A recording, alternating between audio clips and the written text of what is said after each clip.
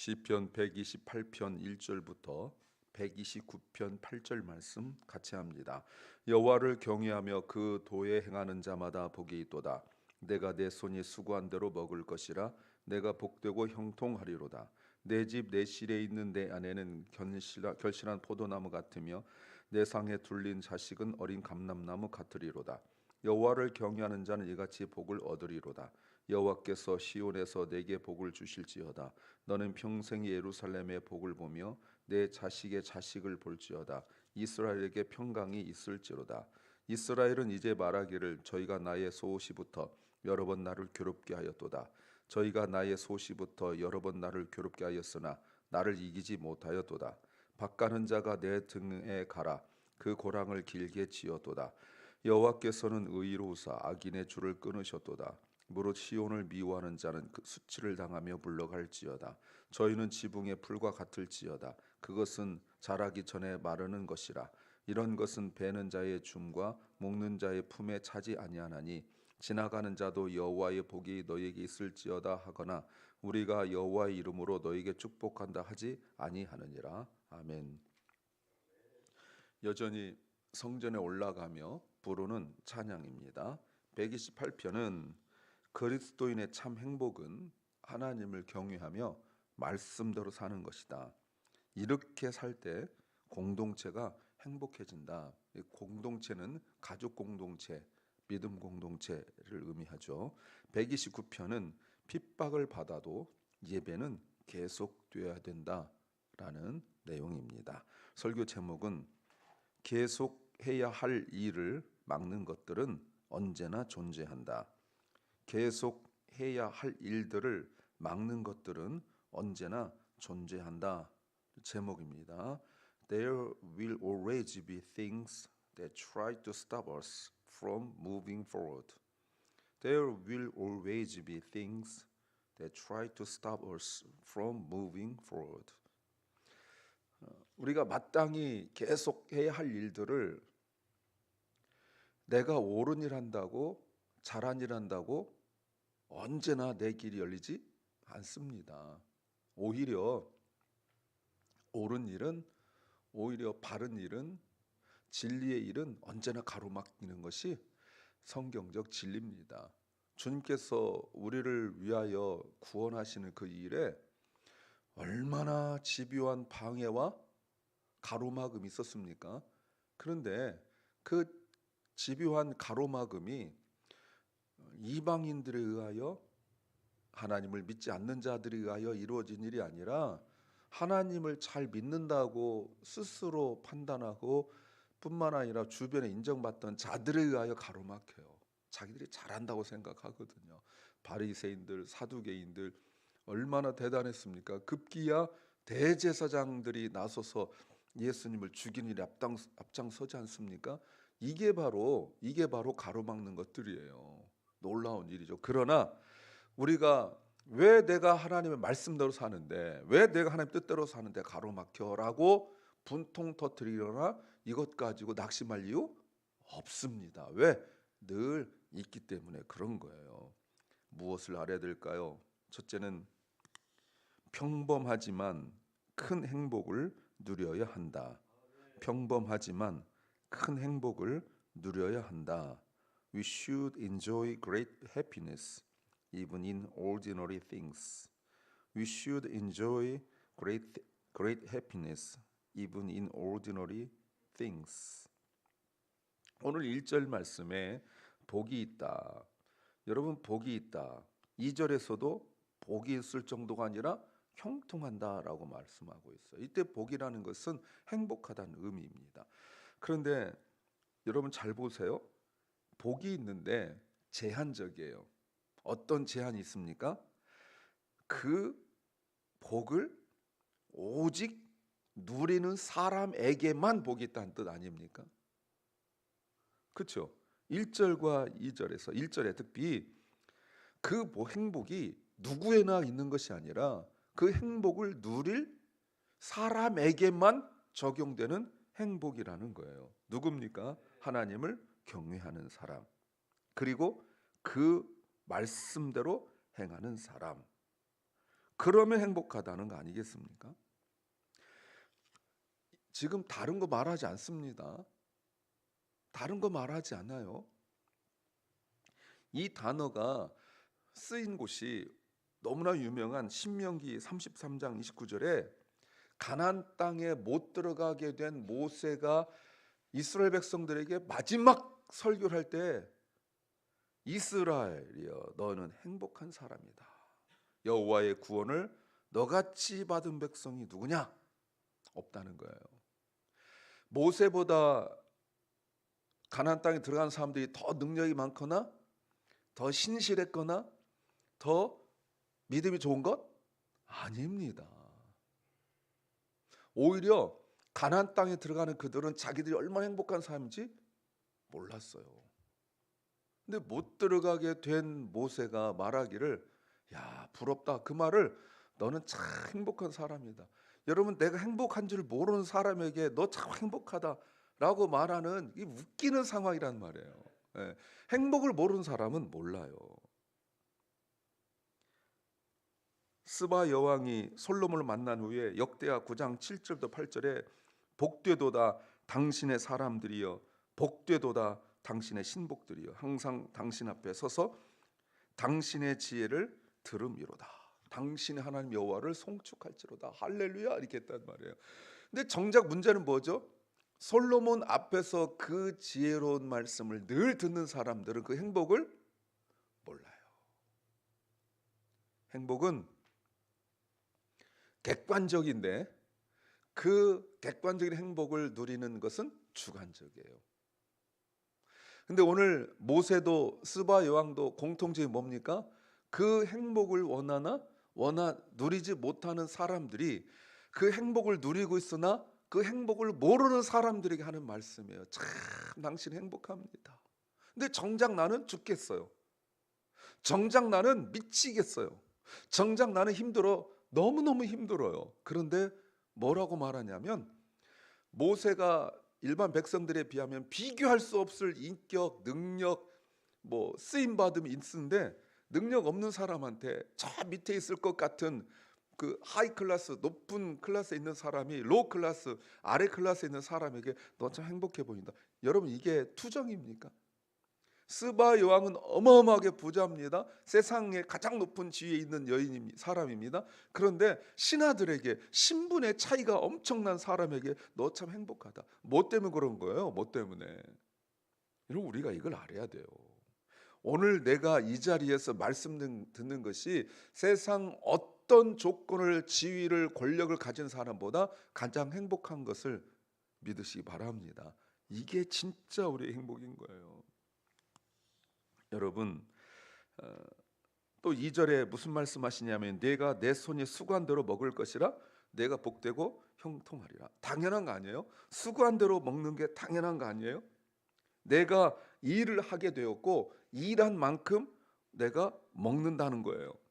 여러분 이런 정도가 행복하다고 말할 수 있습니까? 사실 이거는 너무나 평범한 노멀한 거잖아요. 일할 수 있으면 이런 정도 일은 다 하잖아요. 그런데 여러분 이 말의 의미가 뭐예요? 할 일이 있고 그 일에 적합한 능력을 소유하게 된다는 의미예요. 여러분 이게 큰 행복입니까? 당연한 거예요. 너무나 평범한 거예요. 그런데 복되고 형통한다라고 해서 1절에 행복하다는 것보다 더 강조하고 있죠. 너는 행복하고 너는 형통하다라고 말하는 거예요. 여러분 이 말의 의미가 뭡니까? 너는 행복할 뿐만 아니라 하는 일들이 다 잘 된다 이런 의미잖아요. 이 말의 의미가 뭡니까? 결과를 보장한다는 의미예요. 형통한다는 말이.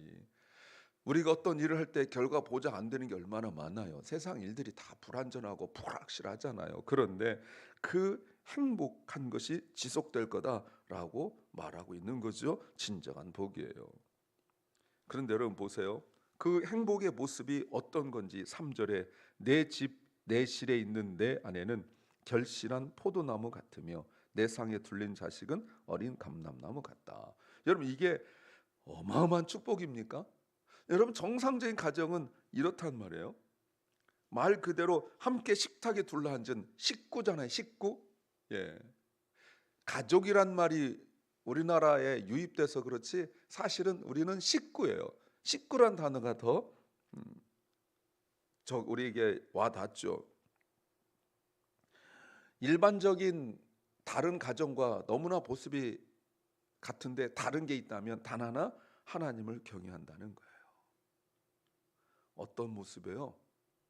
어떤 게 달라요? 있을 곳에 있어요. 아내는 거실에 있고 자녀들은 식탁에 둘러앉아 있어요.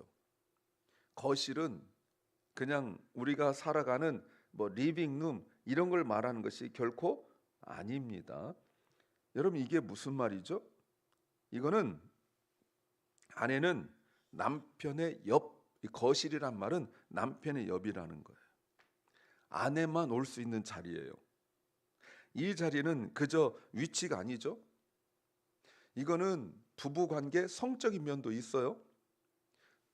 딱 부부로서의 그 위치를 말하고 있습니다. 이 말의 의미가 뭐죠? 반려자라는 의미예요. suitable helper, 그렇죠? 그리고 남편의 wants better help, 이거로 해요. 이 말이 의미가 뭡니까? 여러분, 반려자라는 의미가 뭐예요? 반려자라는 의미가 그 나머지 반이 있어야 완전하다는 의미거든요. 근데 여기 한국에서는 요즘에 개하고 고양이한테 반려묘라는 말 씁니다. 의미를 모르는 거죠. 그 하나가 있어야 완전하다는 의미를 이렇게 함께 있다는 의미가 변질돼서 성경적 의미가 무너지고 말았어요.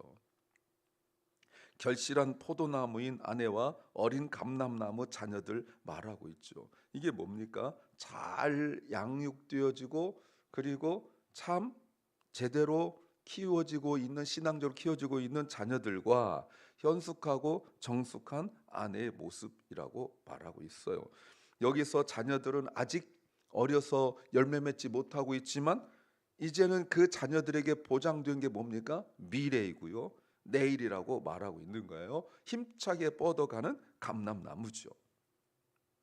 지금 아직 어려서 아무것도 열매 맺지 못하는데 하나님은 그 자녀의 무엇을 말씀하시냐면 미래를 말씀하고 있는 거예요. 그러면서 4절에 다시 한번 강조하기를 여호와를 경외하는 자는 이같이 참 행복을 얻을 것이다 라고 말씀하십니다. 여기서 중요한 게 뭐예요? 이같이예요. 이같이란 말을 한국의 말로 이렇게 되어 있지만 히브리어에서는 보라, 보라. 앞에서 너무 평범한 모습을 보여주시면서 하나님께서 말씀하시기를 보라, behold, 보라.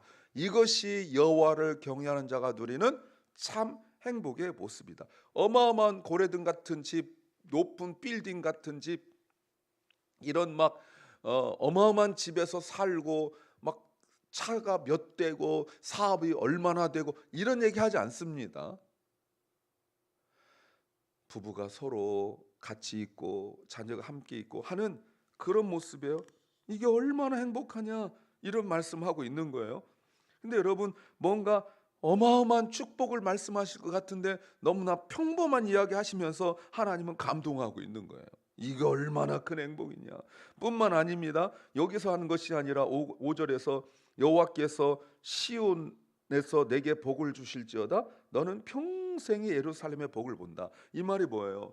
그 복이 가정에서만 끝나는 것이 아니라 주신 축복이 뭐예요? 예배의 축복 아니에요. 네가 평생 예배 나올 거라는 거예요. 성전에 나올 거래요. 그러면 아파서 못 나오고 이런 게 없다는 거 아니겠습니까? 무슨 일이 있어서 못 나오고 이런 게 없다는 거잖아요.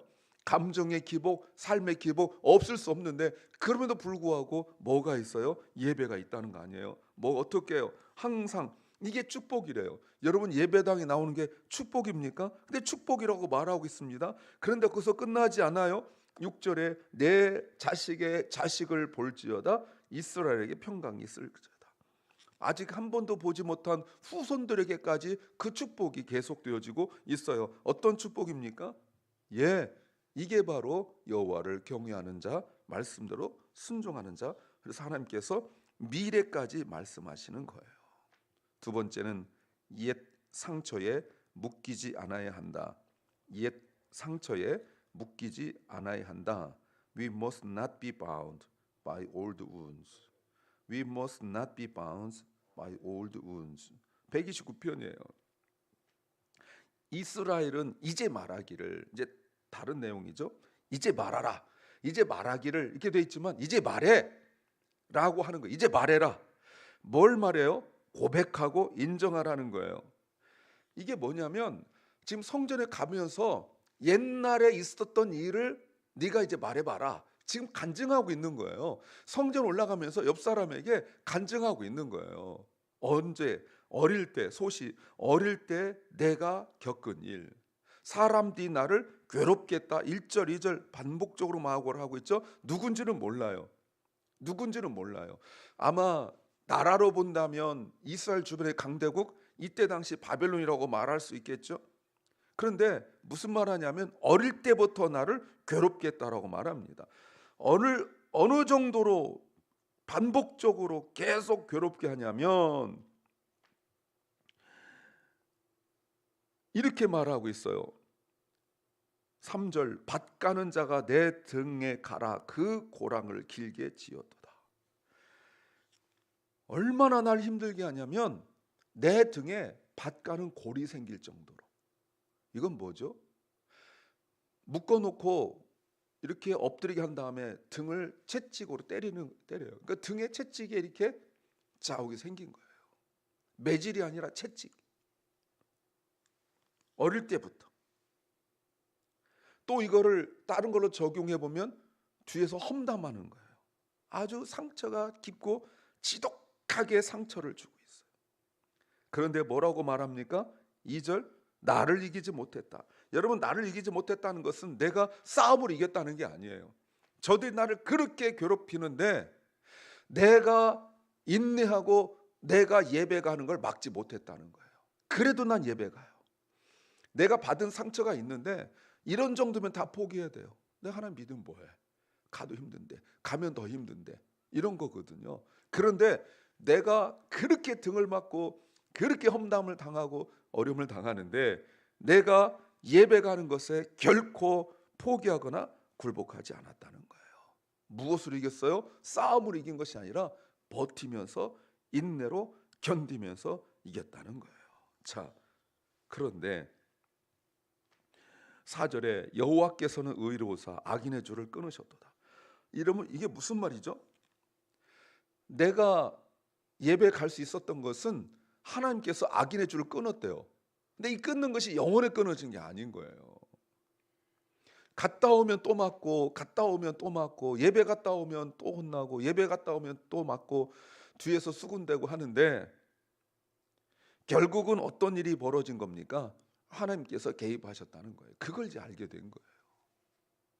내가 예배 왔다가 성전 왔다가 돌아가면 또 내가 이 어려움을 당하고 예배 못 가도록, 성전 못 가도록 방해하는 분명한, 내가 계속할 일을 막는 분명한 시도가 있고 또 행위가 있겠지만, 그러나 내가 하나님께 그래도 갈 수 있는 것은 내 의지인 줄 알았고 내가 견딤인 줄 알았고 그런 줄 알았더니 결국은 그게 아니고 뭘 깨닫냐면 하나님께서 그것을 끊으셨기 때문에 내가 갈 수 있었다는 거예요. 그런데 그 하나님 어떤 하나님이에요? 의로우신 하나님, 최대카 하나님. 하나님 의로우세요. 하나님 의로우시다는 게 뭐죠? 재판정에서 하나님이 나를 무죄라고 선포하신 거잖아요. 여러분, 그런데 그 모습 보세요. 5절 무릇 시온을 미워하는 자. 이제 알았어요. 그들이 누군지. 그들이 누구냐면 예배를 싫어하는 자들이에요. 이방 사람을 말하는 겁니까? 아니요. 예배를 싫어하는 자들이 이방 사람들이 아니라 하나님을 믿는다는 사람들이 예배를 싫어해요. 내가 이렇게 신실하게 예배 가는 걸 싫어해요. 왜 가냐는 거예요. 왜 가느냐? 그들에게 뭐라고 말해요? 물러가라. 5절에 물러가라.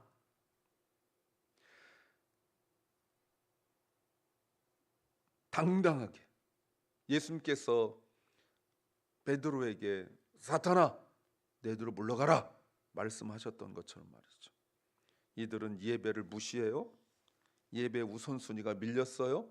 분명히 하나님을 믿는 사람들인데 예배가 자꾸 밀려가요. 두 번째, 세 번째 더 중요하다고 생각하는 일들이 예배 앞을 가로막아요. 이게 뭡니까? 하나님을 무시하는 거예요. 그들은 어떻게 될까요? 6절 저희는 지붕의 풀과 같을 것이다. 여러분, 지붕의 풀의 특징이 뭡니까? 빨리 자라요. 그런데 성장 속도가 빨라서 다른 것에 비교하여 훨씬 성장 속도가 빠르지만 열매가 없어요. 예.